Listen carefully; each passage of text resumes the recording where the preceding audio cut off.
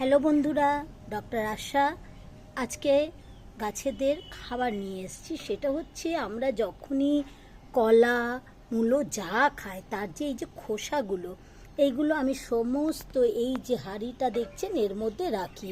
আর এই যে ঠাকুরের ফুল যেটা পুজোর পরে ফেলে দিই, সেই ফুলগুলো আমি এই হাঁড়িতে করে রেখে দিই, দিয়ে জল ভর্তি করে এটাতে রাখি।